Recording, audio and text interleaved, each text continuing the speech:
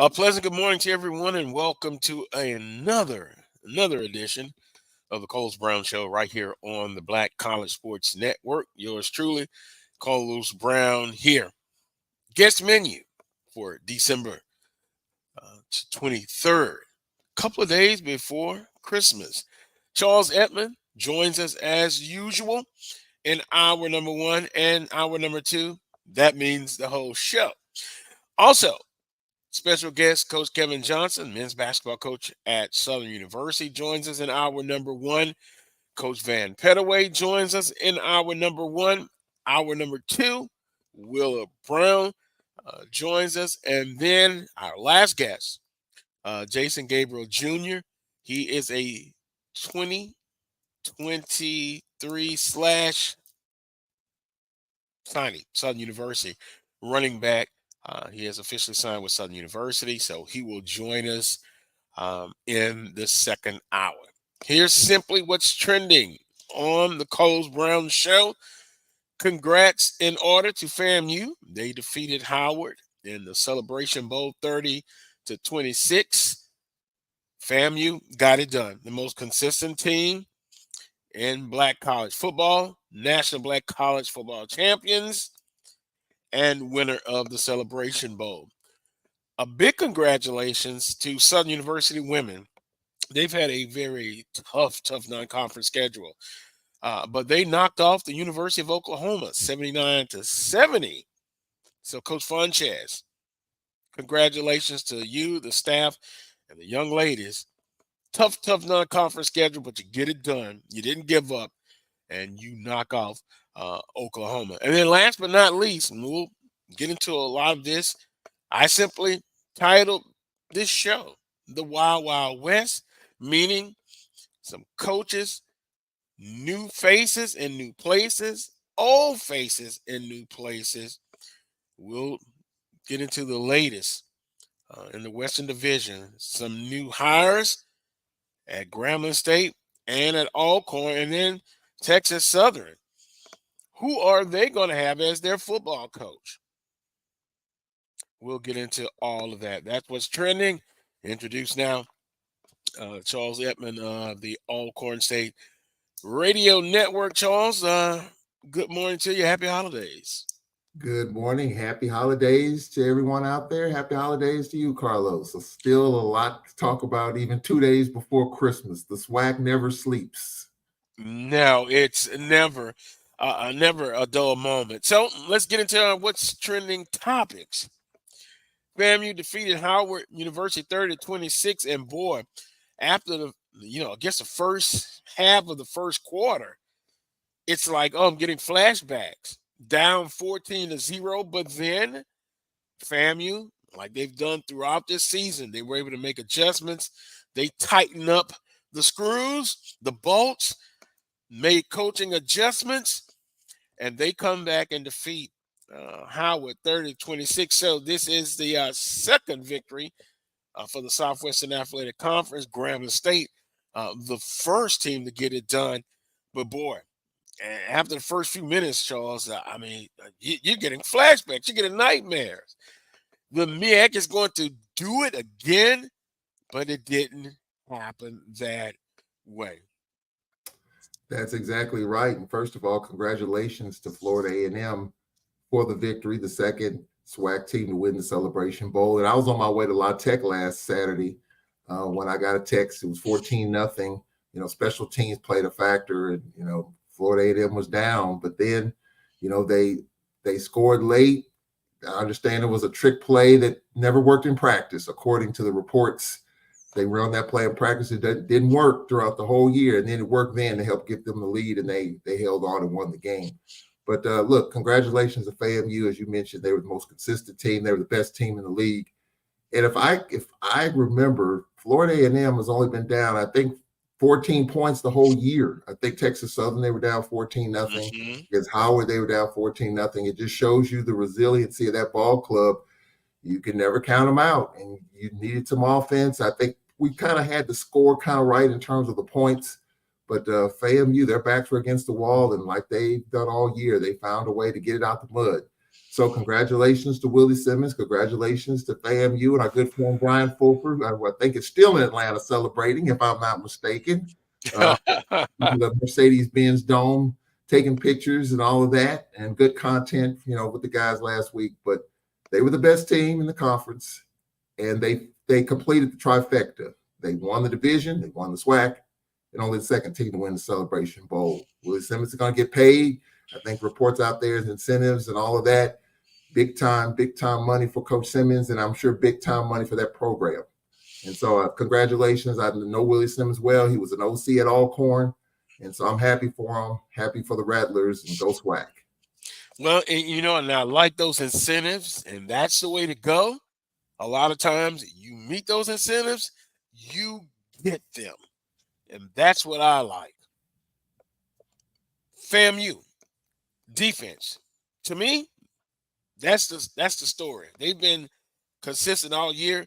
They only gave up 187 total yards. They kept Howard under 150 yards on both the ground and through the air. And when they got down, they did not panic. They did not panic. And they just came out and, of course, forced some turnovers. As we stated, FAMU, the best team in black college football. And now when you look at the early signing period, when you win the Celebration Bowl, you can talk about the financial impact, but guess what? When you win that ball game, you can kind of see your enrollment is going to go up, and now you see FAMU as far as what they're doing. And here's that first keywords: transfer portal. They're getting it done, and you know what? If you base it just on that, and I'm going to be a bit facetious here, you just might as well mail in the championship for 2024 to FAMU. It's so impressive what they've done. I got Southernites texting me and talking about, wow, look what they're doing. Yeah, Willie say FAMU will start a dynasty. I'm not quite ready to say that because you still got to get things done on the field. And what I like about FAMU, they were able to make adjustments. You saw that. You saw that throughout out the year. With that being said, they're top right now. But if you're any kind of competitors, as far as other teams in the conference that are close, you want to evolve. You want to get better. But hats off to FAMU. Right now, no doubt about it. They are number one. Let me say this, Carlos, because we were, of course, in the Celebration Bowl. We didn't come out on top, but we were SWAC champs and we were division champs. And I guarantee you this. When Willie Simmons and that team stepped off the bus back in Tallahassee, when they got back, whenever it was, Saturday or Sunday, he's going to be shaking hands and kissing babies and talking to the mayor and all that stuff. But when you look at 2024, and you referenced it, I remember when Jay Hobson was the coach. When we played in the Celebration Bowl, we left right after the game coming back on campus from Atlanta. Mm-hmm. And one of the things he told me was, hey, this was a great experience, a great year, but we got to get ready for the next year. And you know what he told me? We're behind. Now, the early signing period, wasn't that big of a deal back then several years ago, but it is now. And so I guarantee you, Willie Simmons is thinking of 2024. He wants to run it back. And I guarantee in the back of his mind, he may not say it, but we're behind in 2024. And you are really, when you look at the recruiting aspect. Yeah, you got the early signing period, but now you're focused on the next part of it, which is the first Wednesday in February. You spent so much time preparing for these games. And so how much recruiting were you able to do? The early signing period helped, but I guarantee you, he feels like there was some time lost, even though you enjoy what you were dealing with. And so I think, thinking of 2024, he wants to accelerate this. You got the Christmas break. Come January 1, he's got to hit the ground running to get a good class in for February. So I think that's the great thing is when you're in these postseason games, you're in the moment and you're preparing for these games. But now it's all about 2024, and you want to run it back and you want to do it again. What team can challenge them in 2024? We can have a conversation about that in the East. But right now, I guarantee he's going to enjoy the holiday, enjoy his family. But come January 1 or December 26th, He's thinking about 2024 and trying to get recruiting ready for the first Wednesday in February to try to run it back. Well, if you look at the early signing period, he's off to a hell of a start. Yeah. Hell of a start. And, you know, a lot of coaches would love to be in that position. Yeah. I'll be honest with you. And coming off of a good victory and just looking at how things are, oh boy, it's like a relay. They're in the best lane right now. And yeah, the mindset of Coach Simmons, I'm sure that's the way you have to look at it. Look, we're behind. Hey, we celebrate. Now we got to get ready to run it back. But boy, it's going to be I still think now you go from uh, being, hunting to being the hunted. And I'm sure they will be up for the challenge. But the orange and green, they got it done. They got it done. Other news and notes, of course, we talked about what's trending. Southern University women, they knocked off Oklahoma 79-70, and boy, my cell phone was just going off. And hey, that's a big victory. We've seen it uh, throughout the SWAC as far as UAPB, now Southern University. Jackson State has made a good accounting of themselves, so we gotta give them their flowers while they're alive. Congratulations, Coach Fonchez and his staff and the young ladies, because Charles, that schedule is hellacious. But it's not anything unique just to Southern. You look at a lot of the men's and the women's basketball team schedule; it's really tough. We've talked about it. We know the reasons. I disagree. You understand why they're doing it. But 79-70, congratulations to Southern University women. Now, getting ready for a SWAC conference play, it really now gets serious. And this victory will help them get ready and that schedule for conference play. And now let the chips fall where they may. What's impressive about this win, or anytime you win a game like that, is huge. But look at when they did it. This was right before the Christmas break. And being with both teams around this time, and we had a loss. Our women lost at home to New Orleans the other day. And, our coach, Nate Kilbert, talked about hoping that their minds weren't in the mindset of we're ready to go home for the Christmas break.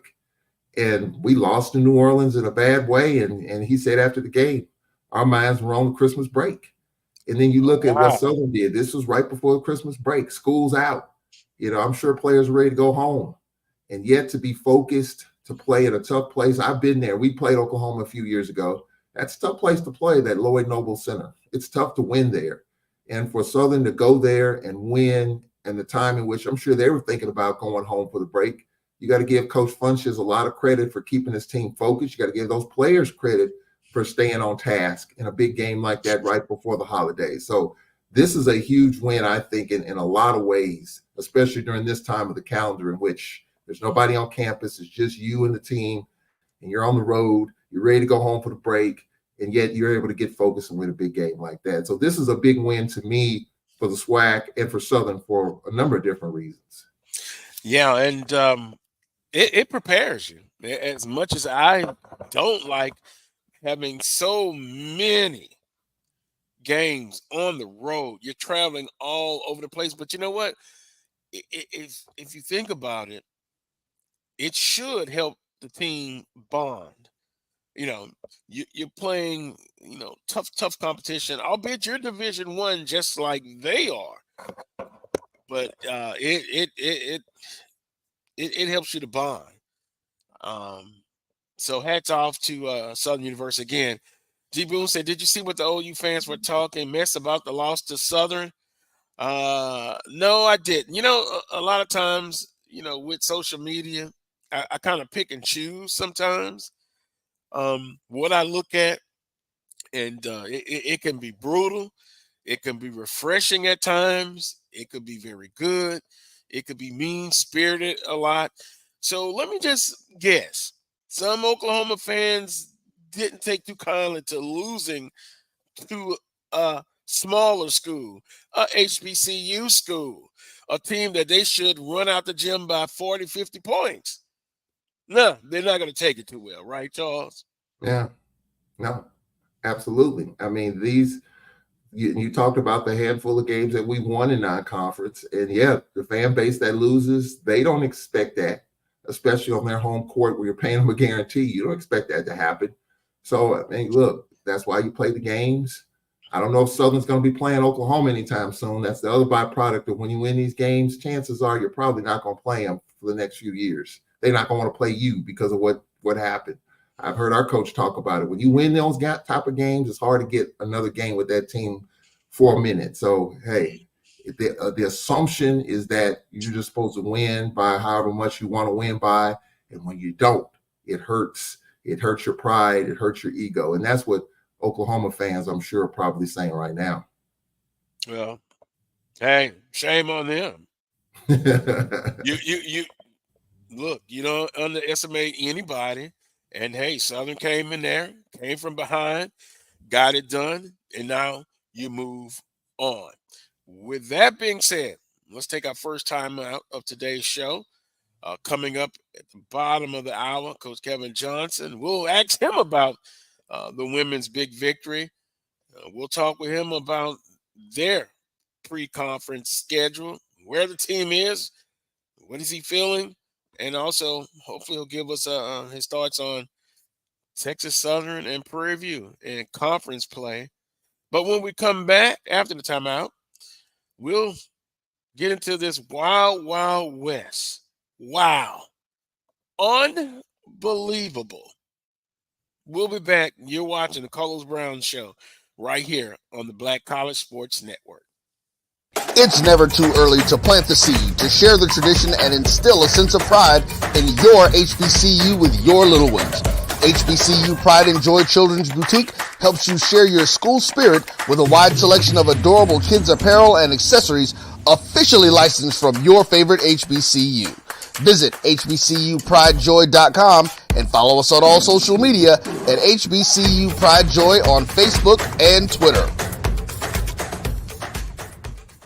This is Ryan Fulford. AD Drew and I are co-hosts of the BCSN Sports Wrap. We talk about all things related to HBCU athletics. From the games, teams, coaches, and fan interest stories, we cover it all. You can find our shows on Facebook at BCSN Sports Wrap, YouTube at MyJBN Online, and everywhere you listen to podcasts like Anchor, Spotify, Google, and Apple Podcasts. You can also find the show on the Jericho Broadcast Network's app. Make sure to download. We look forward to you joining the conversation and being a part of the show. I'm returning to Clinton Paris, and Tampa's my community. I grew up here, went to school here, and my wife and I make our home here. What makes Tampa special are its people. So when I represent someone injured in my community, it's personal. Call my office and speak to a real lawyer and not some referral service. I will fight the insurance companies to get the settlement that you deserve. At the law office of Clinton Paris, we take the pain out of being heard. Since 2002, Empowerment Resources, Inc., a nonprofit organization, has empowered more than 1,500 youth and adults in Duval and surrounding counties. Through its programs, Journey into Womanhood, Girls Mentoring, Life Skills for Teens, and Parenting Education Coaching. To get involved with programs, volunteer, or donate, visit www.empowermentresourcesinc.org. Follow us on social media, facebook.com/empowerment.resources and instagram.com/empowermentjax. Let's face it, shopping for insurance can be time consuming. That's why when it comes to your auto, home, and life insurance needs, make things simple and trust the experts at Allstate. They will help you get the coverage that fits your needs while helping you bundle your life, home, and auto policies. Bundling saves you money, sure, but it also saves you time, so you can enjoy the things that matter most even more. Contact me, Tammy Haynes, your local agent, for a free personalized insurance quote. Allstate, are you in good hands? From novice to aficionado, find yourself here. High quality cigars plus personal customer service. Slow Burn is Waco's only mobile cigar lounge. featuring a meticulous, curated collection of premium cigars. Visit our website, www.slowburnwaco.com. That's www.slowburnwaco.com.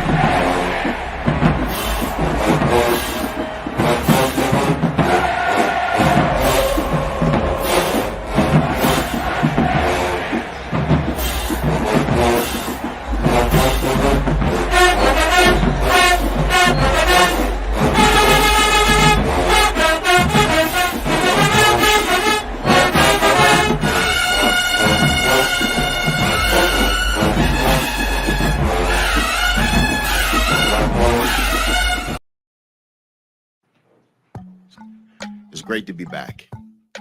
After 9 seasons away, Mickey Joseph proves you can always come back home. Once the receivers coach for Grambling, now the veteran is university's newest locker room leader. But it's going to be 2024, so you got to have help with these kids. Because right now, if you ask 10 coaches to run behind 125 kids, that can't happen. Coach Joseph says the way to solve that? So we're going to bring more structure to the program, and we're going to get these kids to do things right on the field and off the field. From an X's and O's standpoint, on the offense side of the ball, we're going to be very aggressive. We're going to be an RPO team. We're going to keep you off balance. Defense, we're going to come get you, and we're going to play man.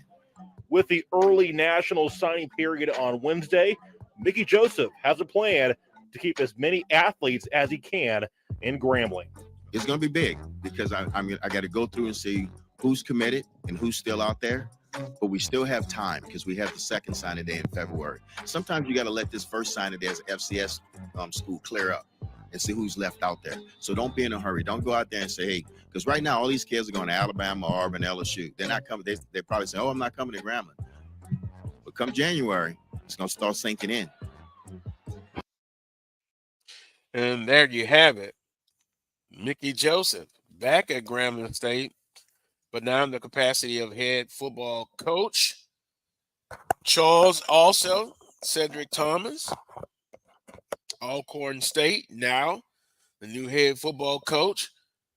Wow. Fred McNair leaving Alcorn State, thinking that he will be announced the head football coach at Texas Southern. That is not the case as of now. And I reached out to Kyle Mosley, Sports Illustrated. He does several things, but he had a prior commitment to come on and talk about the situation. So I did, of Kyle Mosley of HBCU Legends, I did pull up his article, Texas Southern's head coach search drama. But quickly, let's go to about Mickey Joseph, now a head football coach at Grambling State University. Yeah, Mickey Joseph, another former Alcorn coach. He was at Alcorn. Always had a smile on his face. Was at head coach in Nebraska and in LSU. I'm happy for Mickey Joseph. Like he said, he's back home, and hey, I'm happy for him. I know there's discussion amongst Grambling Knights about the off-the-field stuff, but that's a whole nother conversation. But he's the head coach at Grambling State University, and I think Mickey Joseph will hit the ground sprinting. And I think, like he said it, Wheeler Brown said it a couple of weeks ago when he was on talking about the early signing period. Some of our teams take advantage of that, but the major story is February 1st. And so I think that's what he's focusing on, trying to see who's bought into the program, because these kids have been through a lot over the last month with the coaching change. So he's got to figure that out. He's got to get a staff in there, and he's got to hit the ground running to get ready for 2024. Yeah, Mickey Joseph, no stranger to the Southwestern Athletic Conference. Also experience at the Group of Five, also the Power Five. It's going to take him some time. He's going to be he's going to need some leeway, coming to Grambling State University. Although we've talked about it a lot, you don't have the traditional time frame, 5 years before those in the position of power expect results quickly. But congratulations to Mickey Joseph, now head football coach at Grambling State University. And some of the questions that I got asked was, what do you think as far as his contract? What will he get? How much? I mean, it's going to be public record. But we will see. He is confident that he can bring Grambling State back to where it needs to be. Cedric Thomas at Alcorn State.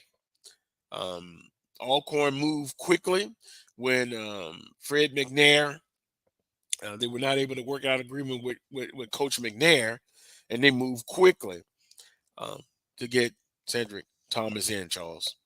Yeah, our interim president, Dr. Tracy Cook, I was told a while ago, several weeks ago, that if Coach McNair was not going to return, in his words, quote, he had a ram in the bush and he's not very far. So you know what that means? That means he's already got someone in mind and he's not very far. So he had a plan. He wasted no time. And so you have to give him credit for that. And look, Cedric Thomas is the fan favorite. I think just about everyone in Braves Nation supports that hire.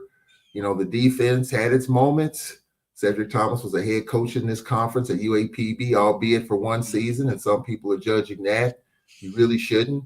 He left UAPB to take a FBS job with Jay Hobson when he was hired at USM. So I don't really look at that. 1 year UAPB can't really judge anything off of that. But I think he's learned some things. When I've interviewed him, which was recently for a good hour, folks were saying, hey, he sounded like a head coach, even though at the time he was defensive coordinator. So I think Cedric Thomas is ready for it. He's learned from it. And now he's got to get in there and hire an offensive coordinator. He's got to hire a special teams coach. He's got to look at his defensive staff. He's now the head coach. So who's going to be his defensive coordinator?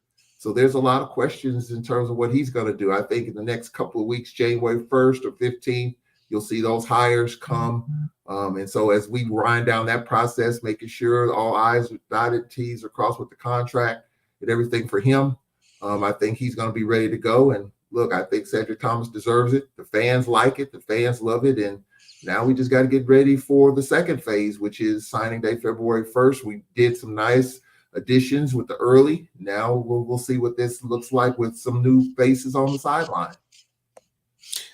And Texas Southern, kind of waiting now to see what the decision is. Pulled up the article from Mr. Mosley, HBCU Legends. Here's what we know, and this is what he writes. Texas Southern's head coach search committee recommended Fred McNair as his top choice for the position. Number 2, Dr. Kevin Granger submitted his name to the interim president. 3, according to a source, the Board of Regents had planned a special meeting for Friday, December the 15th, 2023 at 10 a.m. to approve a 4-year, $313,000 annual contract. And we kind of saw a contract on social media just with no name on it and what have you. However, the required quorum was not achieved. I hear 2 board members basically didn't show up. So no quorum was achieved. Interim AD Robert Raines of Alcorn State University, this is number 4, released a statement saying Coach McNair and the school could not reach a mutual agreement on a multi-year contract. Number 5. On Tuesday, December 19th, 2023, the Board of Regents organized a special meeting at 12:30 p.m. Central Standard Time intending to endorse the contract for the head football coach. However, during the meeting, 2 members either failed to attend or disagreed with the selection. It's reported that those members have a preference for Andre Johnson as a potential candidate. Wow. You know what? I've kind of seen the politics of hiring. I think I text you politics. No, how did I put it? Coaching hiring, political coaching hiring 101. We've seen that. I've seen it at Southern University. I talked last week about Tony Clayton on the athletic chairman committee for Southern University Board of Supervisors. He didn't like the process, and he came out and said it. Now you see in the situation at Texas Southern University. Now Coach McNair is kind of in limbo. Now, what just my opinion is, he could easily sit out a year and then come back next year. I think next year somewhere else. I think there will be an opening. He won't be without a job long. But wow, what a mess in the West, Charles. And Coach Fred McNair, he deserves better. Now, I know some people say, well, look, hey, you dot your I's and cross your T's. You should never be in that position. Last week, I told you, Charles, I said my gut feeling was Coach McNair really wanted to be at Alcorn State. And it's the art of negotiating. And he was trying to get the best deal possible. It didn't work out. So Alcorn moved on. Where do you think Coach McNair ends up? Will it be Texas Southern? B, will he set out a year? C, will he be somewhere else in 2024 football season? Well, Carlos, I'm going to say this. Over this last month, I am truly exhausted about this process on both sides of it. You know, whether Coach McNair was going to stay, where he was going to land, the whole process was exhausting to me. I was getting information left and right. And, you know, you could poll probably 10, and this is my opinion. You can poll 10 people throughout this whole process. You know, he was offered the contract offer from Alcorn back in November. It's been in his hands for about a month. So during this process, you could talk to 10 people who follow this stuff. 5 would say he's going to stay. You believe he was going to stay. But then some others felt like he probably wasn't going to stay. And of course, you know, the whole TSU thing, the one thing I'm coming out of this is that when it comes to boards, you know, boards of supervisors, Southern Board of Regents, TSU boards, it doesn't matter. You don't know what's going on behind the scenes in this stuff. And yet, even though, according to Kyle Mosley and other reports, you know, the question is, was there truly an official offer to Coach McNair? And I look at the time frame of it all. You know, he was given a deadline to decide whether to take the Alcorn deal or not. But then several hours later, you know, things just kind of fell apart for Texas Southern. So the question is, was there truly an official offer from TSU? We know what the contract looked like, more money. You know, I was told a vehicle and housing allowance. I mean, don't know if that's true or not. You know, we're getting a lot of information, and it really was exhausting to me. And so I think he's going to land somewhere, Carlos. I don't know what's going to happen with this TSU thing. Look, we hadn't heard anything about TSU's board. They hire presidents, they hire ADs, they hire coaches. We hadn't heard any hiccups until this. So something went very wrong here. We don't know what, by whom, but, you know, it's very unfortunate. And I'm thinking about Fred McNair, the person. This man has a family, and he was weighing his future out. You could play it out where another 12 hours later, he might have stayed at Alcorn because the way the thing played out at Texas Southern. He could have stayed at Alcorn because the offer was there. So there's a lot of questions.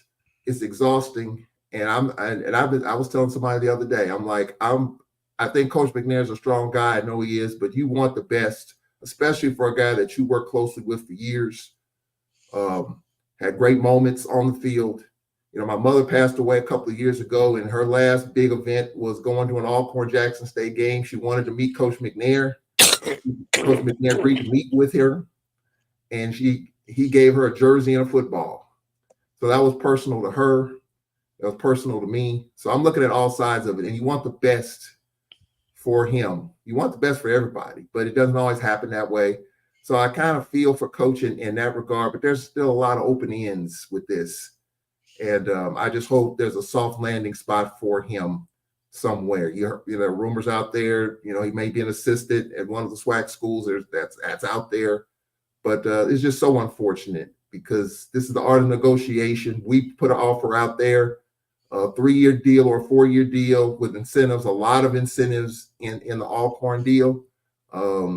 Even for guarantee games, whether we won or lost, he was going to get paid for that. So there was a lot of money on the table for him if he wanted to stay, but he chose not to.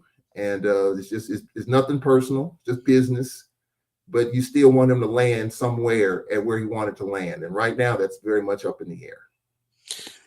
Well, he'll be all right. He'll make it. He won't be without a job for long.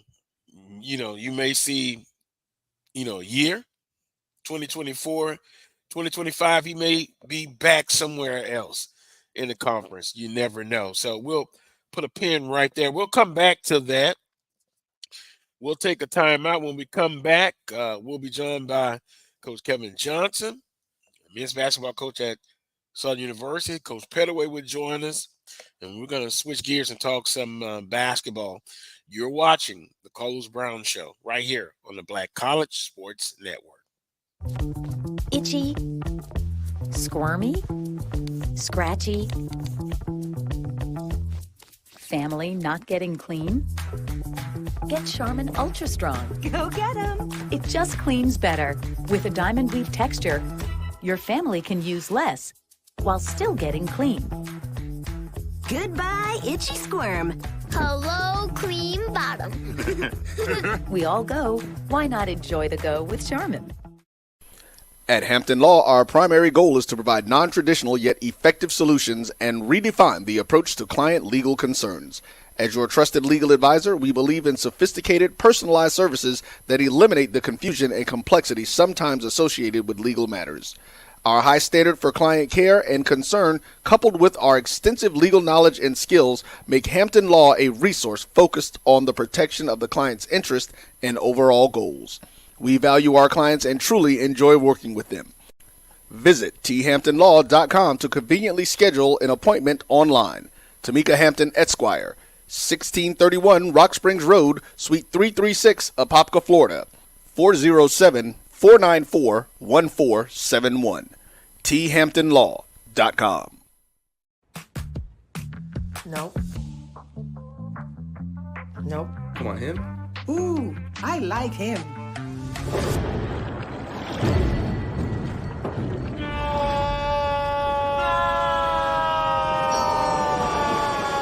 Quick, the quicker picker-upper.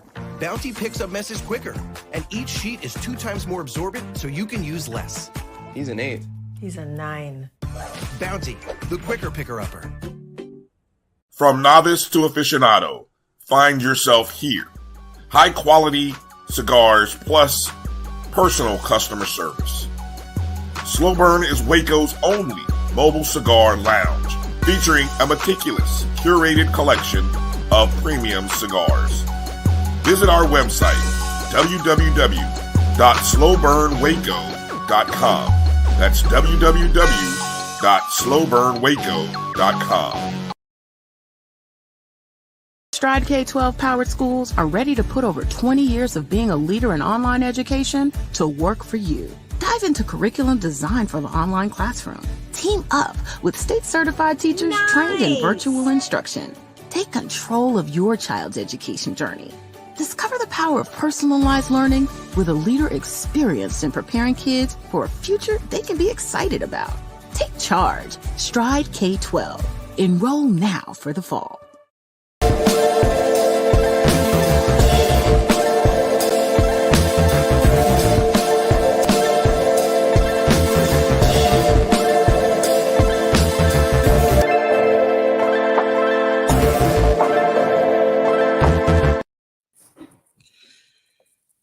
Welcome back to this week's edition of the Coles Brown Show, right here on the Black College Sports Network. We're now joined by Coach Kevin Johnson, men's basketball coach at Southern University, Coach Van Pettaway. Good morning to you, gentlemen. Good morning. Good morning, guys. Coach, it's good to have you back. Hey, kind of get your thoughts on your basketball team in non-conference schedule. But first, foremost, what about Coach Funches and those Lady Jaguars? A big win over Oklahoma.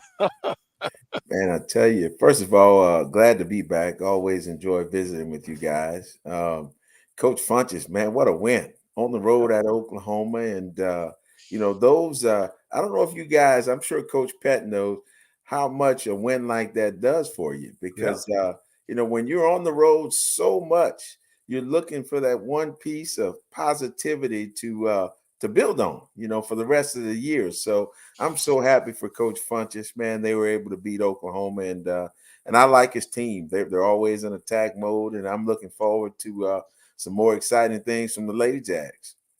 Yeah, well, Coach, you need to be congratulated too now because you all have pulled off two great wins. You got 5 total. But 2 great wins at UNLV and then Mississippi State. I got a chance to see the Mississippi State game, and man, you all were awesome, man. That is good.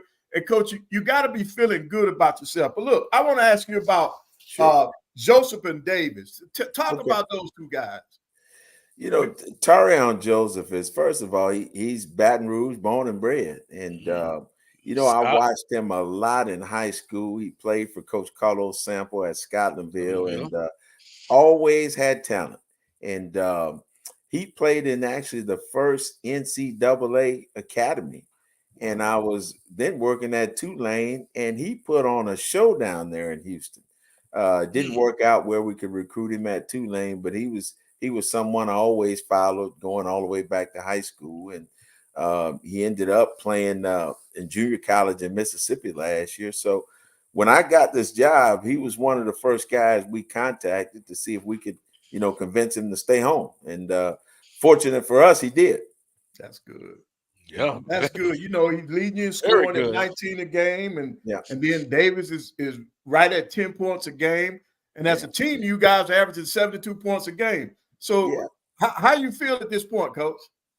You know what? I'm pleased with the progress that we have made. I still believe that we are a work in progress. And the young man you mentioned, Brandon Davis, is another Louisiana native from Laplace. And, I've seen him going all the way back to high school, and he's made several stops. But we're fortunate to have him as a grad transfer because he brings a level of calm to our team and experience and kind of a quiet leader. So he's doing a tremendous job. But I think, we're a work in progress. And we just try to build every day and get better. And, if we continue to do that, I'm sure we'll end up where we need to be.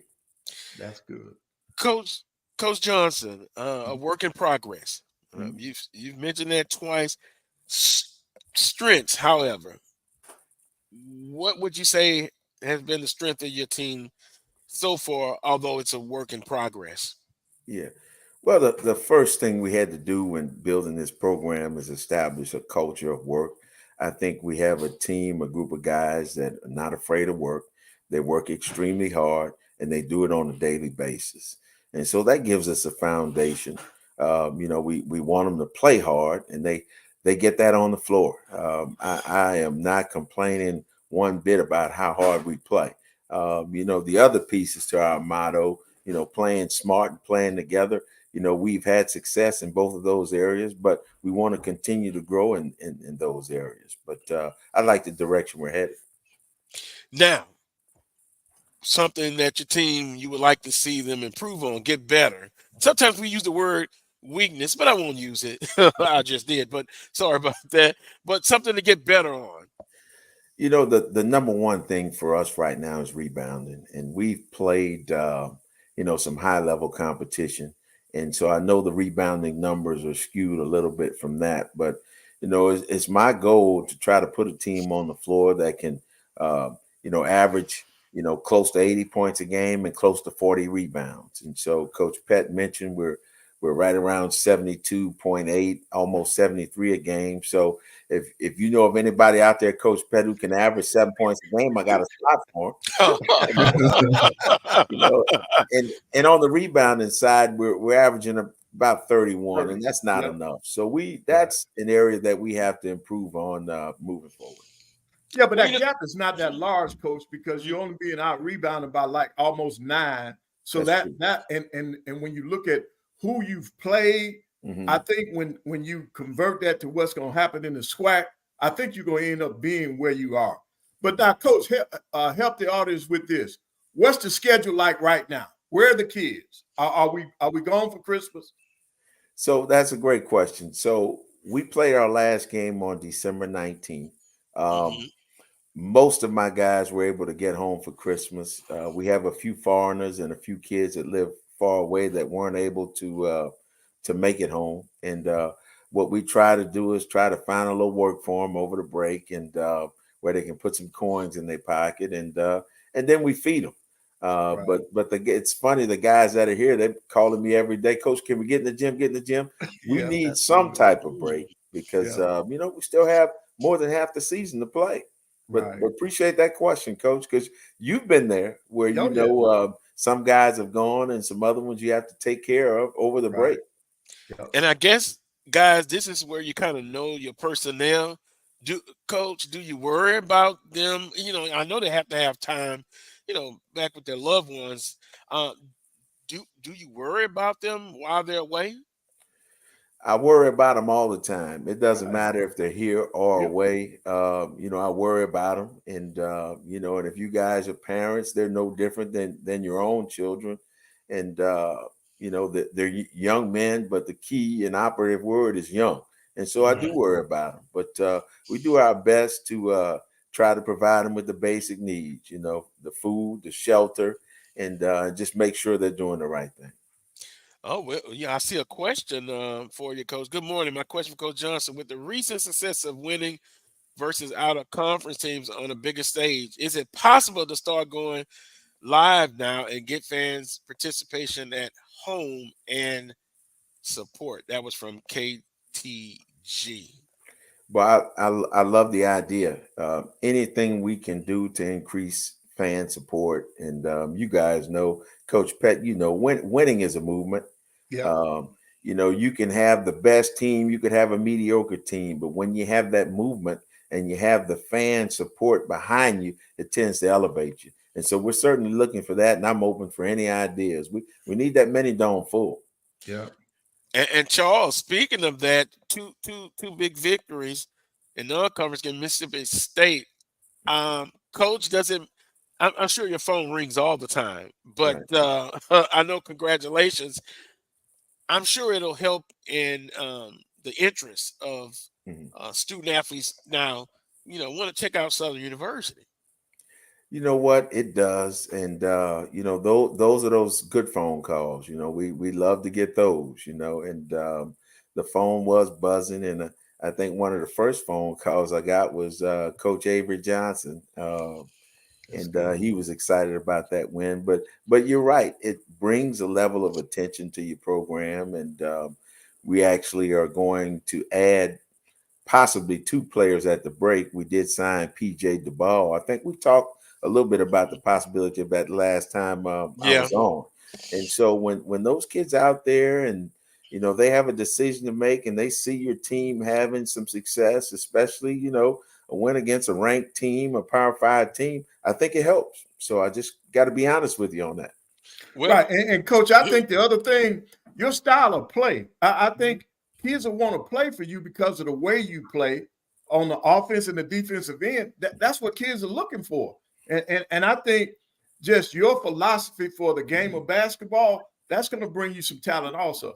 Mm-hmm. Well, I appreciate you saying that. And, one of the things we try to do is, the ultimate is the NBA. There's not a kid playing college basketball in the country that doesn't want to play in the NBA. And so they watch that. And so I think it's important for us as coaches to kind of adopt some of those trends. And, you watch an NBA game today, man, and, it's positionless. What position is Giannis? He's a 6'11" point guard. And so kids want to do some of those things. And the thing I love about the NBA game is how quickly that ball moves. And so we try to promote that, and it gets guys involved. So we just want to continue to build in that area. Yeah, that's interesting. That's interesting. Coach Pettaway said that. I remember his teams. To me, I always think defense. Charles, go ahead. Yeah, I was going to ask Coach, first year, hitting the ground running. When I talk to first year coaches, they always talk about the buy-in, players buying in, different. Of course, they had another coach, many of them. Now you're there. How the players, and I'm sure the wins in non-conference have helped the buy-in be a lot easier for you and your team. Winning helps all of that, doesn't it? 100%, Charles. But one thing about that buy-in, the sales job is never over. We have to do it every day on a daily basis, and that's one of the things you got to be careful and you got to guard against. But yeah, we have to sell it every day. Don't be concerned about who makes the basket, but just be happy that we made it. Right. Yeah. Because you can kind of look at the box scores, and I do that.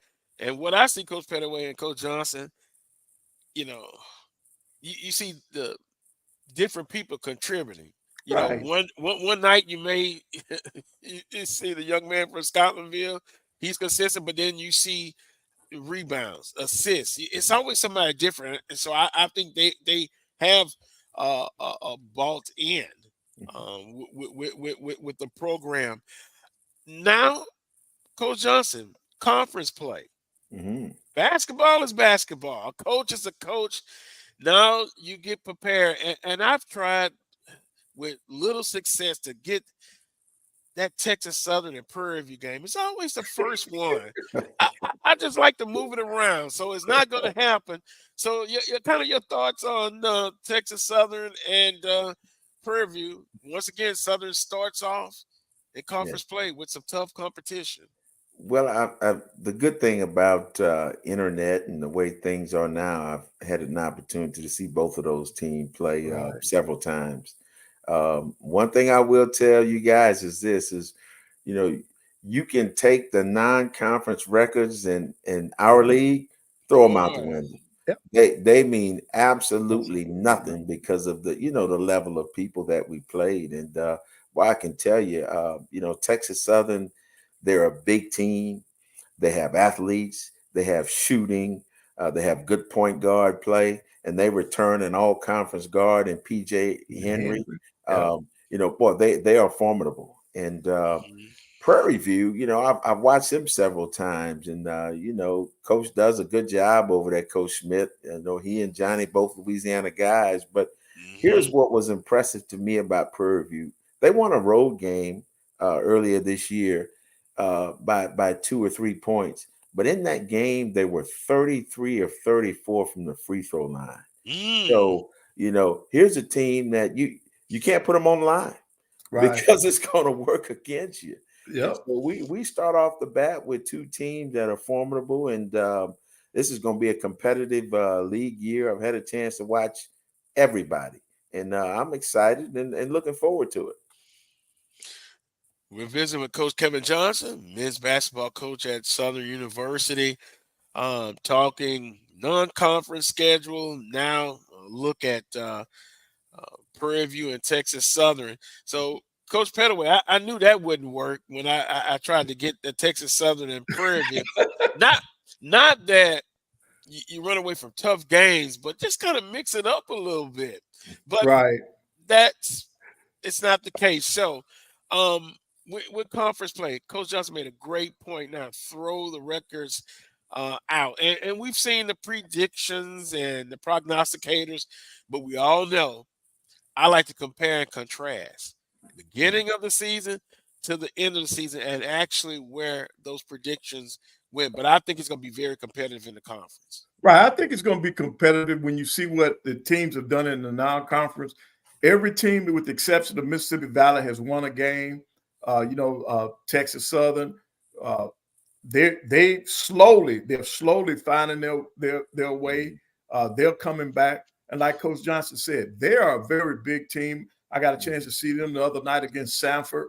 And they got some people. And anytime you can bring back PJ Henry, that's the leader of that team, and he's going to keep them in things. And then when you look at Prairie View, Coach Smith, they're playing his defense again.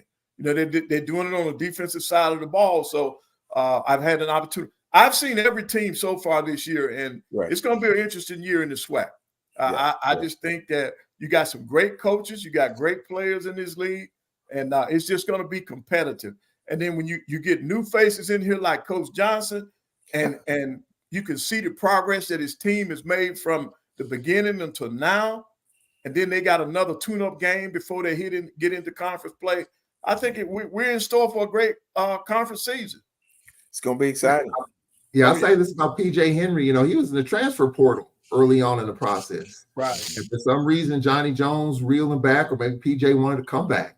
And when last year when TSU struggled, PJ Henry was hurt. Right. He came back at the end of last season, and he turned that program around. And you saw what they did. They got hot in the tournament. They won the thing as an 8 seed. So PJ Henry is the catalyst for that team. When he's on, TSU is a tough train to slow down. Right. And in fact, Charles, PJ's first game back last year was at Alabama A&M. And I was talking to Johnny before the game, and he said, "Van, I feel good." He says, because I got PJ. He said, all these guys that were out, Van, they're playing tonight. And man, they came in the A&M, they put on a show. And I told you all then, I said, hey man, y'all better look out for Texas Southern. They done struggled this entire time. But the team that I saw that night, I knew they were going to be good down the stretch, man. Mm-hmm. And he's playing the way like what Coach Johnson is doing. Coach, this is what I really like the way, number one, you're using your bench. So you're developing your bench. You're still using a lot of people, 8 to 9 people a game. And then you're changing your defenses up. And that's what I like, man. I like basketball. That's the way I played it. I love what you're doing. I wish you much success this year. Well, the fact that you said that, Coach Pat, I really feel like I'm on the right track. Coach Johnson, he texted me. Uh-huh. He texted me, and he basically said, "Man, just get after people." And he was really supportive and proud. Coach Pettaway did text me right after that victory against Mississippi State. Coach, a lot of times the camera shows the coaches embracing each other after the game. Mm-hmm. Could you share what Mississippi State coach told you after that basketball game? You know what? I can't remember. I do know this. I've known Chris Jans a long time, and I really think he was in shock. But I saw some of his comments in the post game, and he just it's tough when you're at that level. But he admitted that we played a little bit harder than they did, and we outplayed them down the stretch. And his team didn't score in the last 4.5, 5 minutes of that game, but they were able to rebound. Sometimes we don't play our best, and it's about what we do moving forward. And they ended up beating that Tulane team that beat us by 30 the next week. So his team responded, and that's what we got to do as coaches. We got to get these young men to respond. Yeah. Yep. But your team played the entire game, though. This wasn't you getting hot at the end. Right. You played consistently the entire game. So that was just a good win from start to finish. Absolutely. I would agree. Well, Coach, we've said for years in conference play, and I think it's across the board, take care of business at home. And if you can have some success on the road, you're starting off at home. What is, as far as the plan? You don't have to give out information per se, but the plan for the team looking ahead to open the conference play. Just more of the same, kind of what Coach Pett said. I don't want to sound cliche, but somebody came up with the idea that defense wins championships, and that's where it's going to start for us. We got to continue to improve there, and we got to be better rebounding. So that's what we need to do out of the gate. Yeah. Well, and Coach Johnson, the guy at the top, he's, Coach Bussey and Alcorn, they love to play defense. So, you know what? And Coach Smith at Prairie View, Coach Johnson at Southern University, I would agree. Defense wins championships. Yeah. Absolutely. Let the games begin. Coach, anything else quickly before we let you go? You know what, man? I enjoy visiting with you guys. I hope y'all have a very Merry Christmas and a happy holiday, from me and Southern Jaguar basketball, and look forward to seeing you again soon. All right. Appreciate it, Coach Johnson. Happy holidays to you. Happy holidays. All right. That was Coach Johnson. Yeah, you're right. That's why Southern needs to hire Black College Sports Network. Thanks, Melly Mel. You're absolutely right. I just saw that. Fan support. Let's take a quick time out. When we come back, we'll add Willa Brown, and the crew will be back together. Oh, Coach Pettaway, some things to talk about. Oh, I know. I'm ready. I got something to say about Texas Southern. Please bring us back. Hurry back. We'll get the AD perspective from Willa Brown. Of course, Charles Edmonds. And, of course, yours truly right here. We'll talk about that. Also, we didn't get a chance to talk about Draymond Green and that situation. Then the NBA. Right. The in-season tournament. Well, yeah. Well, wait a minute. Hey, the love from the in-season tournament. The Lakers hung a banner up winning the in-season tournament. Get the heck out of here. If I could get on a plane and fly to LA, I'd go up there and take that. I'm going to call Arnold Schwarzenegger. I'm going to call the mayor. Take that banner down, Gene. There you go. The Lakers are 1-5 since winning that thing? Get out of here. Get out of here. Yeah, well, wait a minute. You can't bring that on that in-season tournament, Charles. Come on. Yeah, I mean, hey. When you look at the two teams, the Pacers aren't doing anything since they played in the championship. Mm-hmm. Yep. Yeah. Well, the race is won not to the swiftest, but the one who endures. That's another cliche. That's cliche. That's cliche number 3. We'll take a quick time out. You're watching the Coles Brown Show right here on the Black College Sports Network. Supermarket sushi, really? No. Wait, Troy, you work here? I'm never not working. Like Head & Shoulders Scalp Shield technology, up to 100% dandruff protection, even between washes. Never not working, huh? Oh, Troy, you're such a good teacher. Yeah, I know. Never not working. Never not working. Never, ever not working. Are you serious? Never not working. Dandruff protection that's never not working. Head & Shoulders Scalp Shield technology. The human voice has always connected audiences with experiences. Major brands all across America have trusted Kever's voice time and time again. Conversational, powerhouse, intelligent, and sincere. That's the voice you need for your creative marketing process. KEAVERSVOICE.com. Kever's Voice, Kever's Voice, KeversVoice.com. Always on, all the time.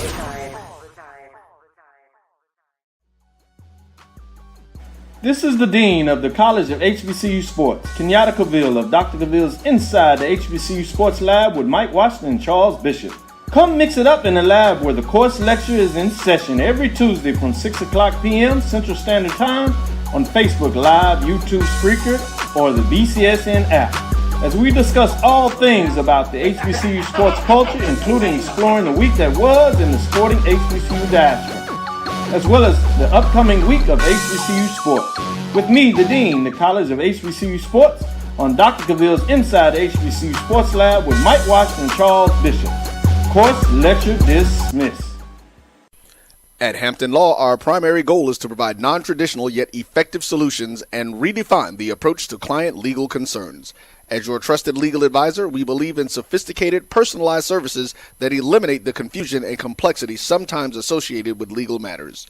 Our high standard for client care and concern, coupled with our extensive legal knowledge and skills, make Hampton Law a resource focused on the protection of the client's interest and overall goals. We value our clients and truly enjoy working with them. Visit thamptonlaw.com to conveniently schedule an appointment online. Tamika Hampton Esquire, 1631 Rock Springs Road, Suite 336, Apopka, Florida, 407-494-1471. thamptonlaw.com. Majesty is a premium health and wellness tea line focused on bringing delicious yet healthy tea blends to the community.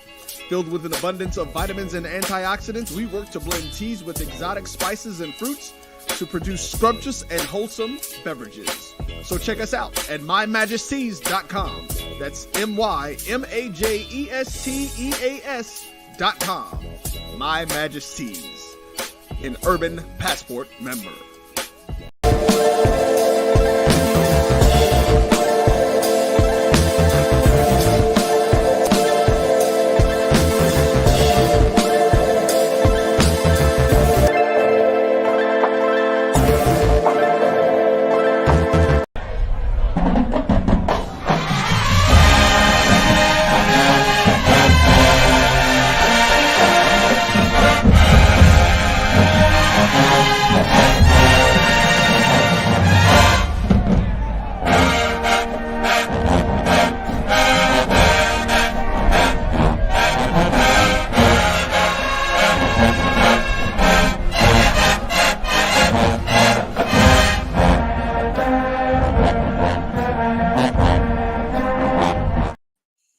I tell you what I'm thinking.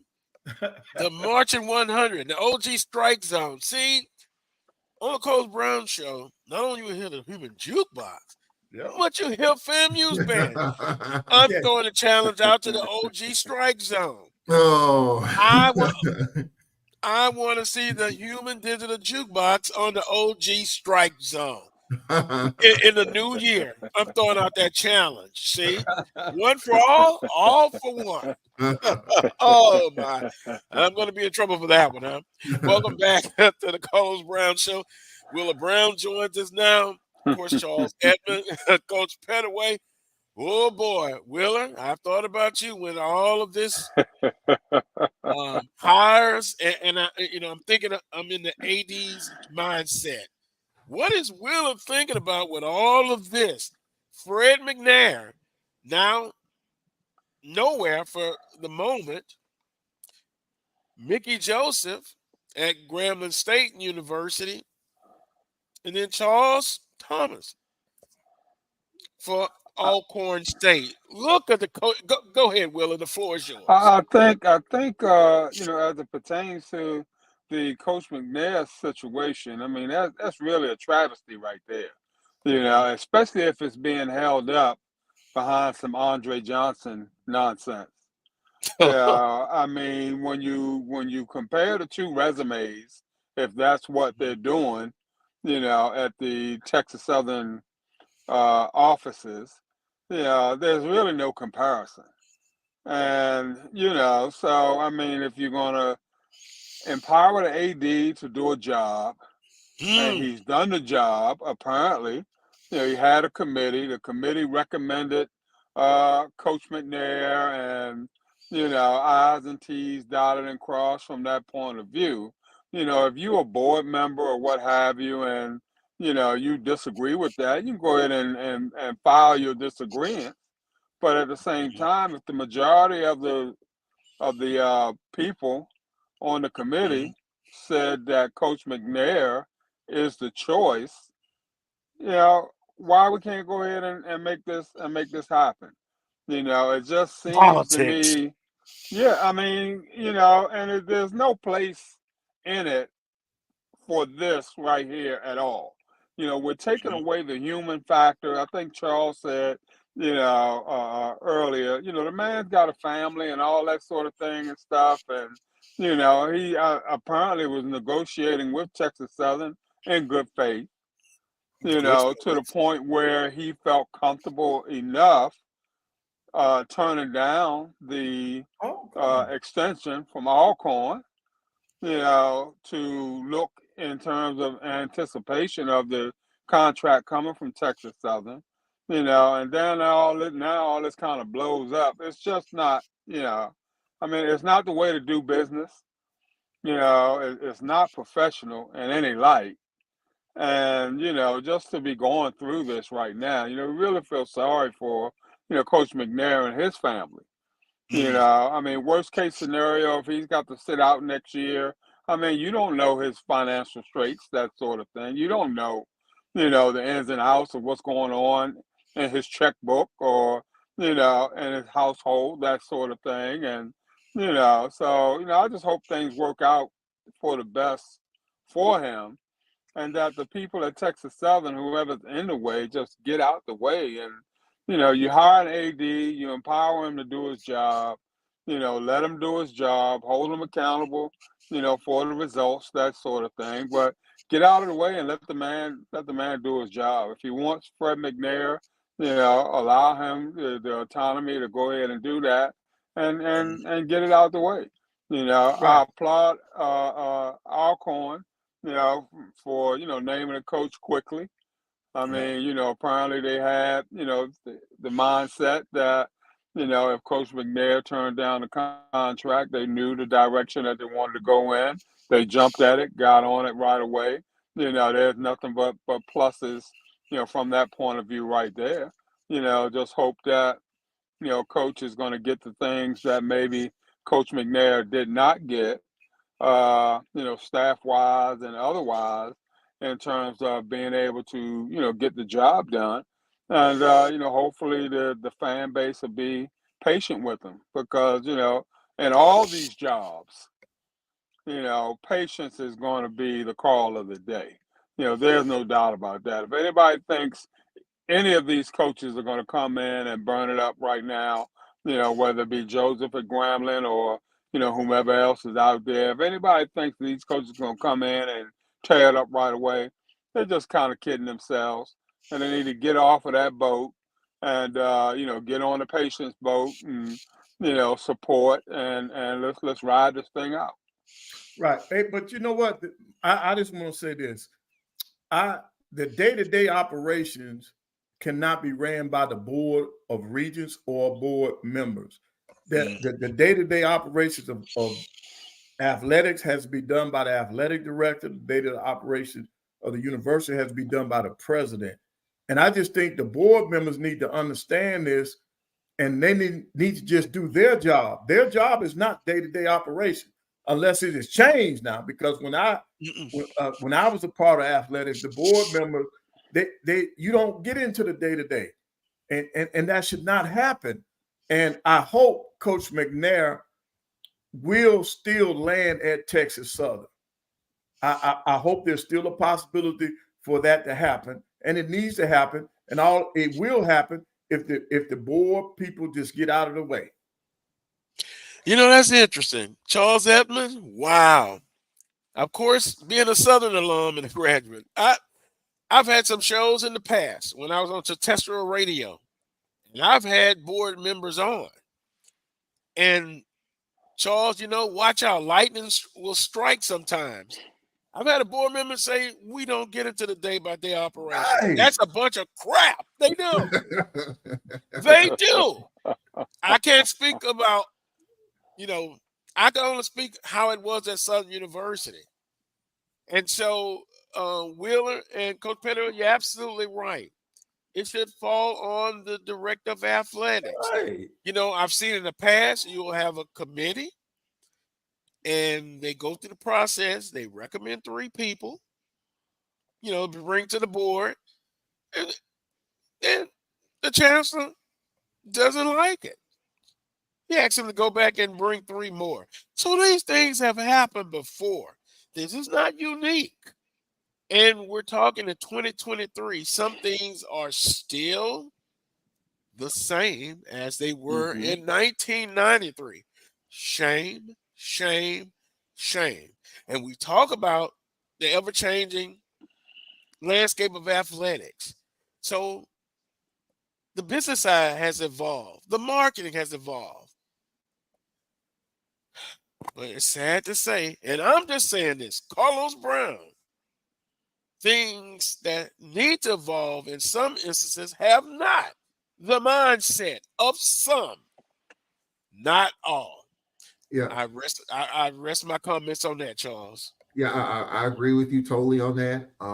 Let me speak as far as Alcorn acting quickly, Wheeler Brown. You know, our interim president is a former football player. I called his games in the 90s. He played with Fred McNair and the late Steve McNair. And he said behind the scenes that there was not going to be any waiting around. If coach didn't take the deal, he's got his guy already ready. He already has his name out there. There was no delay. With Cedric Thomas. Again, he's the fan favorite. He's what a lot of our fans like. Young coach, whippersnapper. The defensive side of the ball was pretty good. And so he was the fan favorite. And every Braves fan you talk to pretty much agrees with the selection. As far as the board is concerned, I can't really speak for them, but the Andre Johnson thing, you just kind of piece the puzzle together. I think it's along the lines of the Coach Sanders thing. I know that's an outlier. Here we go. No, go ahead, Charles. I understand. Go ahead. From an administrative standpoint, this is just my opinion, and I'm just learning this throughout the whole process. It's probably been out there, but I'm learning this. What Coach Sanders did was off the charts. But you look at an Andre Johnson, I'm like, why did Andre Johnson's name come up? Well, Andre Johnson played for the Texans, lives in Houston, and I'm sure somebody got to a couple of these board members and say, you know what? If Jackson State could pull it off, why not Andre Johnson? Get him some coaches to help him. And he's got money. And that's the problem. It's going to ruin that blueprint work for Jackson. But if you're going to try it, Coach Pettaway, I'm frustrated because history is going to show that is going to prove to be the demise of a lot of athletic departments because that if it doesn't fit, you must have quit. And I'm so emotional about this. Go ahead, Charles. I'm sorry. No. Charles, correct. I guess what I'm saying real quick about it is when you hire people like now, Deion Sanders, in my opinion, was the true celebrity coach. He was a celebrity as an NFL player. He was a celebrity as a baseball player. He was a celebrity pastor. He was a celebrity talk show host at ESPN and Fox. He truly was the definition of celebrity coach. Ed Reed, no. Hugh Jackson, no. Deion was the only one. So, but what does Deion Sanders have? He's got money. And what does Deion Sanders associate with? People with money. So you bring that in, and you got Troy Aikman at practice. You got Bill Belichick at practice. And you see the upgrades that he made, some of it with his own money, but he got some corporations and some people to come in there with money to help. I think that's the reason why, from an administrative standpoint, why you get the big names, because they have money and they associate with people with money. And so you bring them in and you hope to improve the infrastructure. Just like if Michael Strahan was interested, you know how popular he is. Fox, Good Morning America. He's a game show host, and he's a Texas Southern guy. And so what does he have? Money. And so that's part of the reason why, not the total reason. I think from an administrative standpoint, I think you want to win. But if you get somebody like Coach Sanders, he hit the grand slam. He won. He won 2 SWAC championships in the 2+ years, 2 Celebration Bowls. The money he brought in, the sellouts, all of that stuff.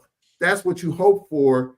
And even in an Andre Johnson and Eddie George, that's what you hope for. You want to win, yeah, but then if they bring in even Stump Mitchell at Southern University. Carlos, you said it. My goodness. Carlos, what did you tell me, Carlos? What did you tell me? Stump Stump Mitchell Mitchell contributed to Southern University even after he left. Because he wanted to see Southern, because Stump's got the money to do it. And I'm sure Southern took it. So I think that's a part of the reason. We all want to win as fans. But when you get people with money and influence, was a perceived money and influence, you want to do that. And I think that's part of the reason why these big names are coming up. Some work, some don't.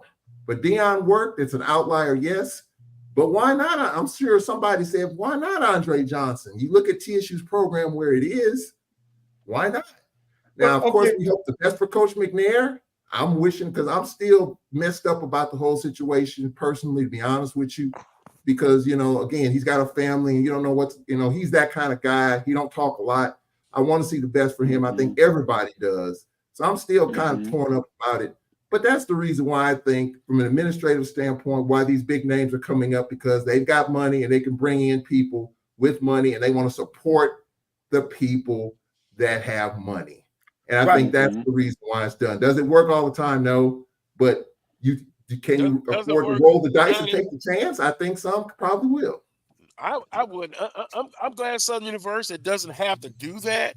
But anyway, Coach Pettaway and then Wheeler. I think some of these infrastructure situations from the outside looking in. Tell me if I'm wrong. We're on the board to get done at Jackson State, but lo and behold, Coach Sanders comes and he gets things done. But he kind of accelerated some things, Carlos. No doubt about that. Even when I was there, I had put together a proposal to get all of the fields done: the baseball field, the softball field, the soccer field, as well as the football practice field. I had financing arranged and, all that sort of thing. And, president decided that they didn't want to go into any debt service, that sort of thing. So, we weren't able to pull the trigger on it. But, so all those things had always been in the works. Blueprints were already set. The building that football is in now, the Walter Payton building, that was an idea of mine to, move football over there eventually and, bring some offices over there for football and take the football offices out of their current building and put softball and baseball, in those buildings and, just try to do some things like that. So, the ideas weren't cutting edge ideas by any means. They pretty much just picked up the blueprint or the ideas that folk already had and, were able to somehow get it done. And so, it was nothing new really on the board. Deion with his magnetism, I guess, brought a lot of dollars and cents to the table and, kind of helped facilitate a lot of those things and put them on moving fast forward. But outside of that, Carlos, I mean, it was what it was on that one. And we just gotta stop the madness, man. We gotta stop it. This is absurd. Right. Okay. Hey, look, this is what I'm trying to get. Before Deion Sanders took the Jackson State job, I, along with everybody else, we knew who Deion Sanders was. We knew, even on the high school level, I could tell you the money and the different sponsors that he brought to the high school team that he was coaching. Right now, Andre Johnson. I had to Google him. It's not the same. I remember him. No. What I'm saying is, it's not the same shot. I mean, Deion Sanders, Andre Johnson.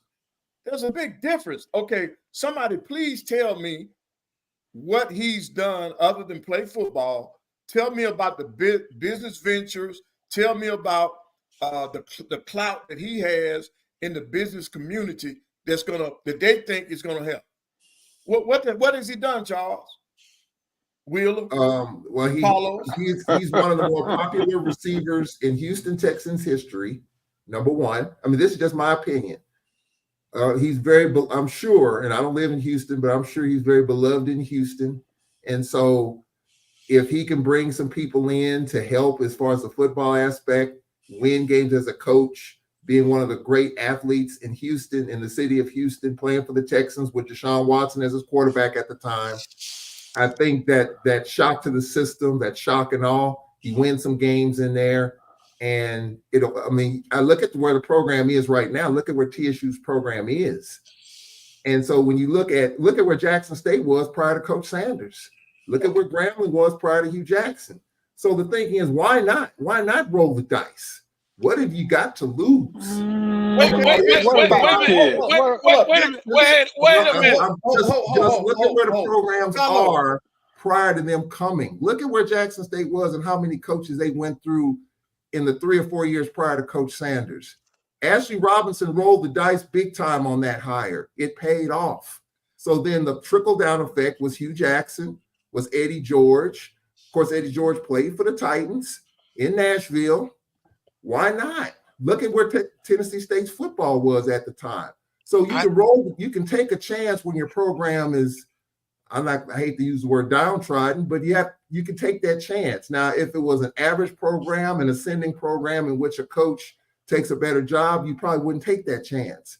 But look at where the programs were prior to them taking over those programs. Look at where they were record-wise. So I think the thinking is, why not? Why not take the chance? Okay. And it pays off. It paid off for Jackson State. Eddie George still questioned. I mean, I don't know where Tennessee State is. Right. I don't know where Tennessee State is, but I'm just saying. No question there. No question there. Right. Yeah. See, Charles, what I'm looking for. Okay, I knew about before Deion came to Jackson State. Under Armour was one of his sponsors. He still had his association with Nike.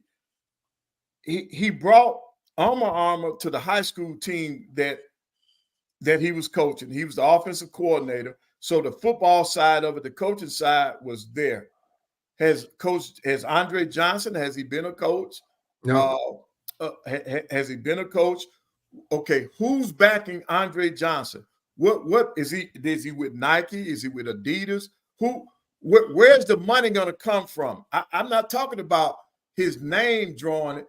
What has he done already? Because before Deion got to Jackson, he'd already proven that he could raise money, he could bring money, and he was about money. Yeah. Before he got to Jackson State. So my question is, has Andre Johnson already shown the people of Texas Southern, that he's about money, that he got the money? He has the people to back him. Have we seen that? I don't know. The answer to that question, Coach Pettaway, is I don't know. But when you have a name like that and you look at where the program is, are you willing to roll the dice and take the chance? Now, do I think it's going to probably happen? I don't. But I think that there are people who put Andre Johnson's bug in the ear of some board members and said, take a look at it. Why not? I mean, this is the art of politics. And this is where, board members are just like you and me. They go to the grocery store, they go to church, people are talking to them, they're talking to people. So if you look at the issue program, why not? Then let the AD go. Let the AD go. Yeah. Okay, because obviously you have no faith. No faith in him and his decision making whatsoever. Let him go. Make Andre Johnson the AD also. Go ahead and roll it all out there. While you rolling with it, roll it all out there. And we could disband the committee too. Disband the committee. Yeah. I agree with all that, but we're asking the question, how did his name come up? And I'm just guessing. I don't know this, but again, board members are just like you and me. They matriculate around town. They talk to people. People are talking to them. And somebody or a couple of people, according to reports, put the Andre Johnson bug in the ear of some of these committee members. And some of them, and I don't know how serious board members were about the name Andre Johnson. I don't know. But a bug was planted in their ears from somebody. So, again, just my guess in terms of what he could possibly bring to the table. I don't know who he knows business-wise, but I know he's one of the more beloved sports figures in Houston, played with Deshaun Watson during the heyday of the Houston Texans. So all that, it doesn't necessarily add up. 2 and 2 don't add up to be 4 all the time. But that's I think, in my opinion, from an administrative standpoint, and yes, you have these boards and you have all that. I agree that it shouldn't be looked at, but you have to understand, to me, in my opinion, that's why these things come up. People talk to these board members and vice versa, and you don't know who they're talking to. And so I'm just saying, why did the name come up Andre Johnson? I'm like you guys, I'm confused too, but somebody was able to sell the name. I'm and not it may confused. not happen, but the name came from somewhere, from somebody. And I think that's what we would like to know. That's what I'd like to know, but it really doesn't matter. It's being reported. And I'm just giving my opinion in terms of how it all evolved to where it got to that point. Whether he's the head coach at Texas Southern, I don't know. But why did his name even come up to begin with? That's where I am. Well, look, you got two, I'm going to put it in a nutshell. You got two board members who don't like the recommendation from Coach Granger. Right. So the process is supposed to go like this. I need more votes to stop that recommendation. You don't have it. So how you stop it? You don't show up. And so you don't have a quorum. Come on, Charles. That's just politics 101. I agree. And if McNair has the votes, it's supposed to be a democracy.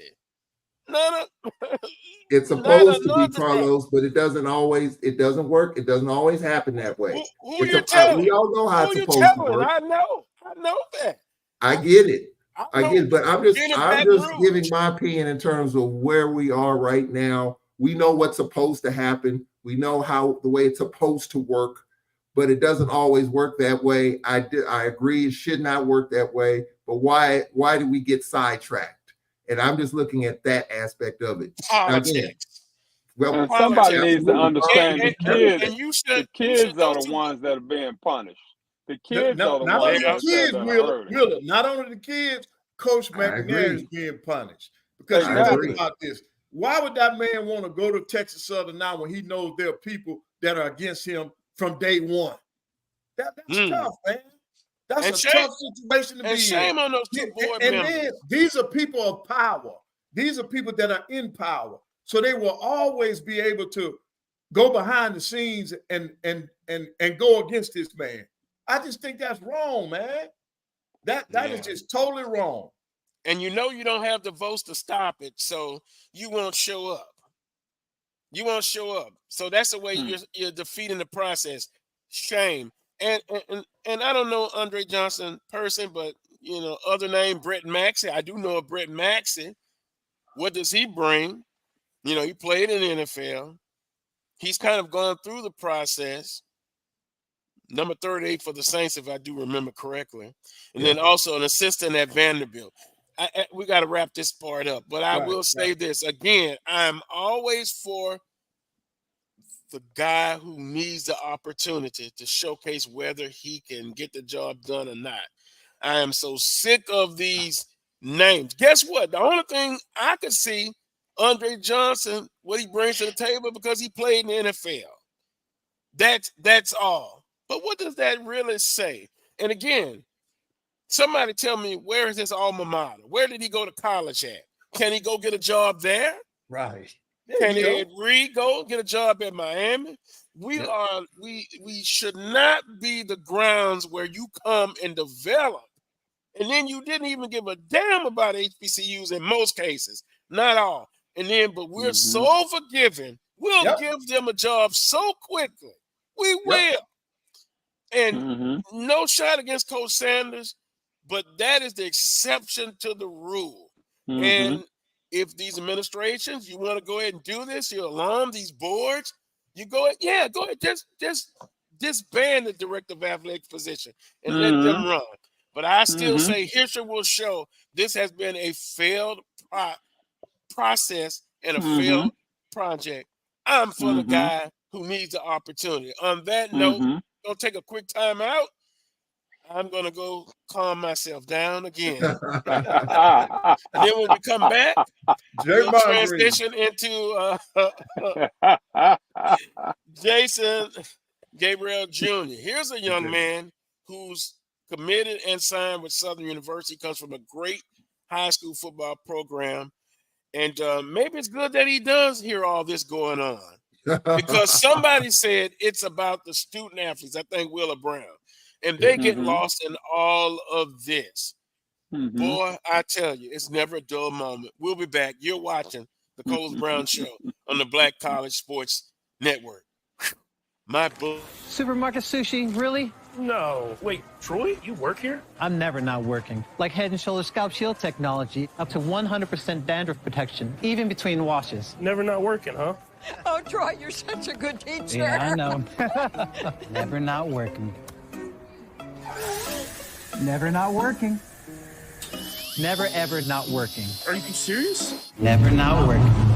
Dandruff protection that's never not working. Head & Shoulders Scalp Shield technology. The human voice has always connected audiences with experiences. Major brands all across America have trusted Kever's voice time and time again.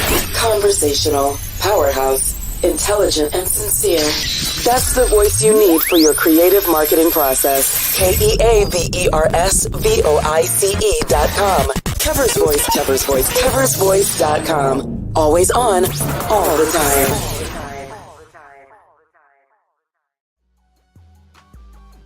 This is the Dean of the College of HBCU Sports, Kenyatta Cavill of Dr. Cavill's Inside the HBCU Sports Lab with Mike Washington and Charles Bishop. Come mix it up in the lab where the course lecture is in session every Tuesday from 6 o'clock p.m. Central Standard Time on Facebook Live, YouTube Spreaker, or the BCSN app, as we discuss all things about the HBCU sports culture, including exploring the week that was in the sporting HBCU diaspora, as well as the upcoming week of HBCU sports. With me, the Dean, the College of HBCU Sports, on Dr. Cavill's Inside the HBCU Sports Lab with Mike Washington and Charles Bishop.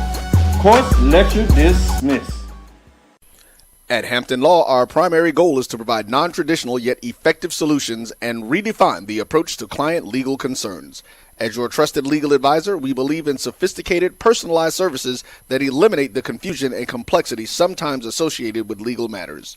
Our high standard for client care and concern, coupled with our extensive legal knowledge and skills, make Hampton Law a resource focused on the protection of the client's interest and overall goals. We value our clients and truly enjoy working with them.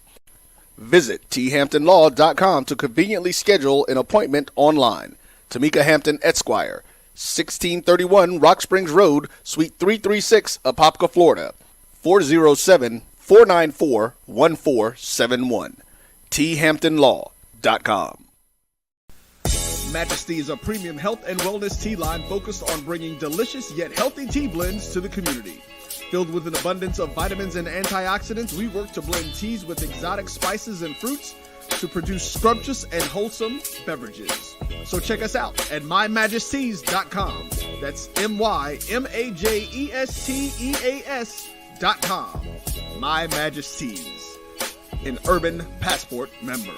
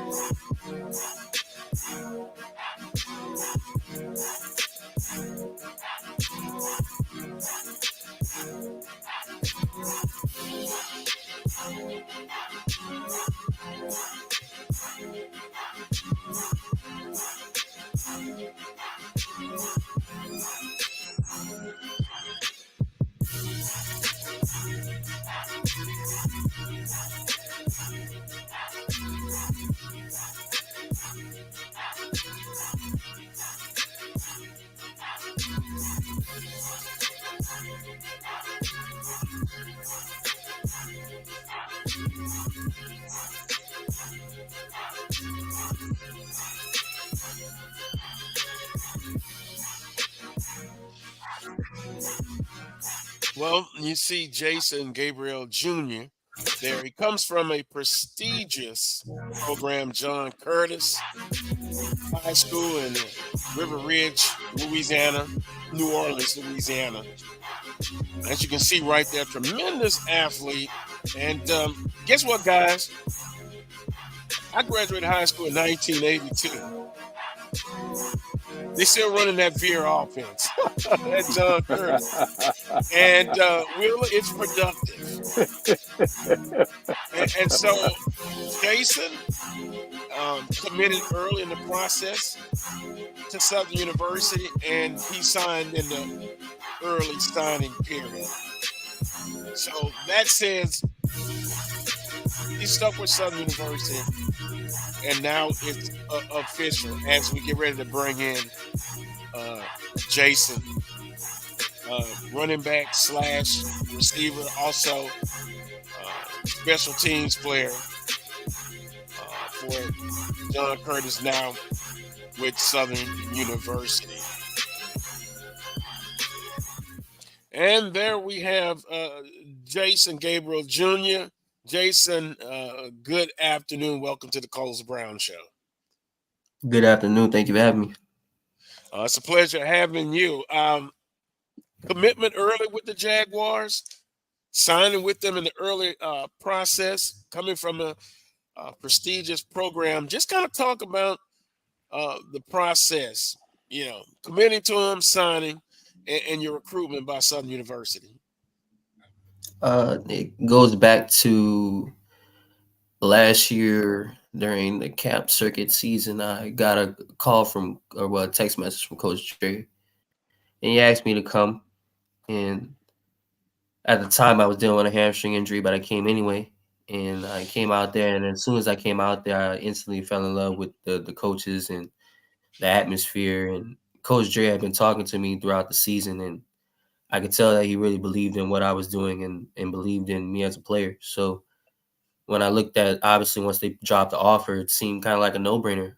You look at a lot of what Southern has to offer. They offer not only the same experience that you would get, as it pertains to the involvement from the fan base, but a strong background with Hall of Famers like Mel Blount and Aeneas Williams. And, I mean, why not Southern? So that's why I chose to go there. You know what? Now, I'm going to be honest. This is live. I'm impressed. Knowing some history, some of the guys he mentioned that played for Southern University, very, very impressive. Jason, 83 overall, John Curtis, 4-2 in district. You rushed for 662 yards. But I suspect the John Curtis program, you were not, it's just not a one-man team. The program and what Coach Curtis has done, just talk about the program and how it set you up for success now getting ready to come to the collegiate level. Coach JT and Coach Jeff Curtis, both of them, they have been very pivotal in my development. Obviously, it's as you said, not a one-man system, but a three-man system, triple option offense. And it's given us 28 state titles. So, I mean, being under his coaching and his tutelage and learning the ins and outs of the veer offense and really becoming a more physical downhill running back at John Curtis has been kind of what they've helped me with my game. and then a culture of winning. Every time you go out there, you play and win, and that's what I believe in. I believe that when you step on the field, you play to win, and you leave it on the field every day in and day out, and 110%. So, that's us. John Curtis football. Straight in your face, no fit, no dancing, no nothing. It's just downhill football and hard nosed football. Who wants some more?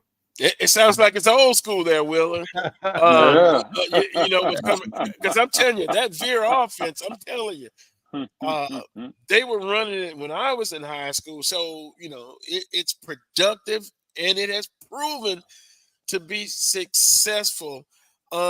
Jason, have they talked to you about at Southern University? Do anything to help the team, running back?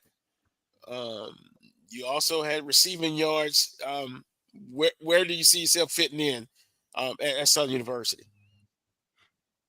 I'm a playmaker, so wherever they put me in, I want the ball in my hands if the game is on the line and we need a touchdown or we need to move the change. But running back is the position I'll be playing. Obviously, I am a mismatch nightmare type of guy, so you can put me in a slot, one-on-one situations, type scenarios, move the chains type of guys. So, running back, between running back and receiver, some special teams, kick return, punt return.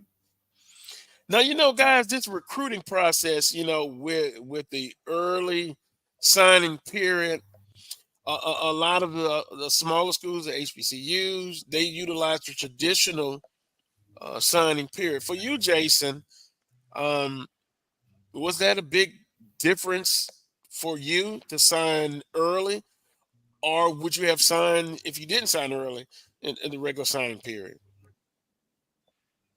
No, not really. Like I said earlier, I didn't really see a reason in not signing early. I trust Coach Graves and what they're doing. We had a talk over some dinner, got to meet them, got to meet Coach Graves, Coach Todd, and I loved everything that I saw. And Coach Graves is a very down to earth guy, very honest. He wants to win, and I want to win. So when we matched alignment and that thought process, it was a no brainer between me and my family. We talked about it, and obviously, they said if I was 100% full support of it, they were in full support of it. So let's get it done. I think that the opportunity to play at Southern and at HBCU in general is something that should be taken much more seriously. And when Coach Dre gave me the offer, it was a huge honor, and it was a no brainer for me. I didn't feel like I needed to wait. The first opportunity I got to sign, I was ready to sign. Yeah. Well, Jason, a lot of times when guys sign, they kind of reach out to other potential recruits. Is that something that you would be interested in, or you just leave that up to the coaches? You're just focused on getting yourself ready, finishing up your career, and getting ready for the collegiate level? And I think people, they walk up and they say, well, you could wait and, you can maybe, bigger schools will come. And I don't really see there being a reason or a need to do that. Like I said earlier, Mel Blount, Aeneas Williams, and the list goes on. You can go outside of Southern. Steve McNair, Jerry Rice, they have guys that have played at or in a HBCU and have achieved the highest honor in football, which is the Hall of Fame. Like that's why I play. I want to put the gold jacket on. So okay. I wasn't really waiting on an opportunity to present itself. The opportunity had already presented itself. So anybody have some questions? I'm happy. Well, kudos to you, Jason, for making that decision and making that call right away. Tell me about some of your academic goals. What are you planning on majoring in, things of that nature? I'm majoring in business and finance.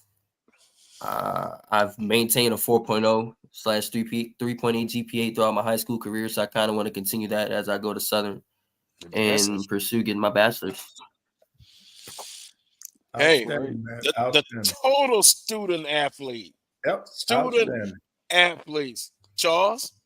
Yeah, I was going to ask Jason. It sounds like you were really dedicated and committed, straight ahead. You knew exactly what you were looking for. You knew exactly where you wanted to go. Because I know a lot of student athletes, it's kind of up in the air with them, but you were pretty definitive in terms of what you were looking for and where you wanted. Just talk about that, just the definity of knowing this is what you wanted to be, this is where you wanted to go.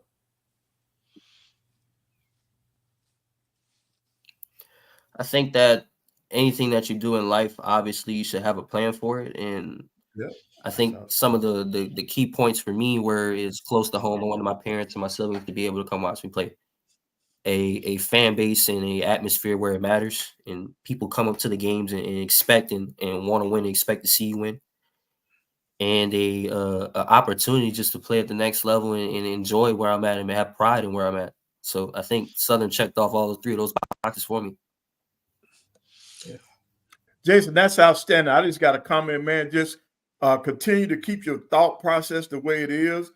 Congratulations to you, man, and I wish you much success. Yes, sir. Thank you very much. One quick question for you, and we appreciate the time, Jason, in the chat room. Is there a pro player that you pattern your game after? Deebo Samuel for the 49ers. I think that's a similar that's a good one, comparison. Yeah. Deebo Samuel, he's a mixture of a running back and a receiver. You can put him in the backfield and he'll be a dominant player, put him in the slot, and he'll be just as effective. So yeah. That's good. That's impressive, Charles. San Francisco, right now, number one, I think, in the NFL overall. Appreciate the time, Jason. Any closing comments you would like to make to the Jaguar Nation as we look at a few more of your highlights? I'm ready to work. I appreciate the support. Obviously, I saw everybody comment and like under my post, and I appreciate the love and support, and I'm ready to come win. So, go Jags. There you go. Good job, There man. you go. Appreciate it. Much success, Jason. Look forward to talking with you and seeing you on the bluff. Happy holidays to you and your family. Appreciate you coming on. And as you said, go Jags. Have a great rest of your weekend, sir. Thank you for having me. You too. All right. Thank you. That was Jason Gabriel Jr. Boy, impressive. In the chat room, Jeremiah says, ain't no stumbling and fumbling in any of his responses. Straight with no chase. And look, again, John Curtis, they don't have to take a backseat to anybody. They're well known in the state and nationally. Great question, Will, about his academic side. This seems to be the total package. He has his mental on straight, his head on straight. And so we look forward to following his success. We got about 3 minutes. We got to leave promptly. Right.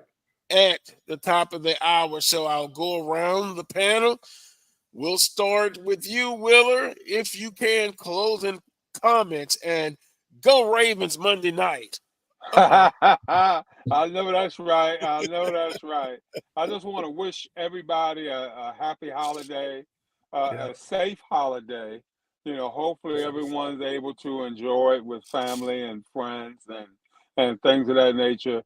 And, just hoping for a better year next year than this past year. No ifs, ands, and buts about that.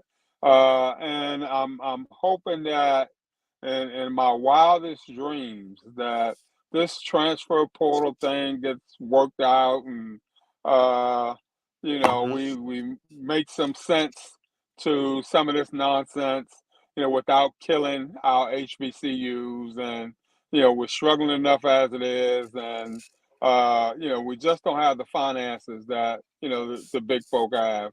And we just got to do better. We got to do better. And but the main thing is wishing everybody a Merry Christmas and a Happy New Year. And looking forward to seeing all you guys moving forward. All right. Coach Pettaway. All right, same thing here. I just want to wish everybody happy holidays. So in the essence of time, everybody be safe. Charles. Happy holidays. Go Braves. Go Rams. They beat your Saints up the other day, Carlos. Go Rams. They did. Also, I think there will be Santa will bring something new to the Saints fans, a new coach. You got to get it done. No more suffering. No more suffering. Want to wish happy holidays to everyone. Want to thank Melanie, Black College Sports Network, all of my colleagues. Happy holidays. You know, as far as I'm just going to say this, man, I have made it through the process with my kidney transplant. So I'm looking forward to in 2024 of having a new lease on life. As you can tell, I'm still hyper. I'm still energetic. And I don't give up, and I don't want anybody else. Make health a priority. I'm talking to Black men. Make it a priority in 2024. Who else? That's about it. Yep. I'll keep you updated on that. Saints, new coach. Much success to Southern in 2024. Charles, much success to you in your radio broadcasting career. Coach Pettaway, we've had a couple of comments saying Coach Pettaway should be coaching somewhere. He's retired, but maybe as a consultant. Wheeler, 2024, you need to be sitting in somebody's office, being director of athletics somewhere. I'm rooting on that. And to everybody else, happy holidays until next Saturday at 11 a.m. By the way, Coach Graves will join us next Saturday. And maybe a few more guests.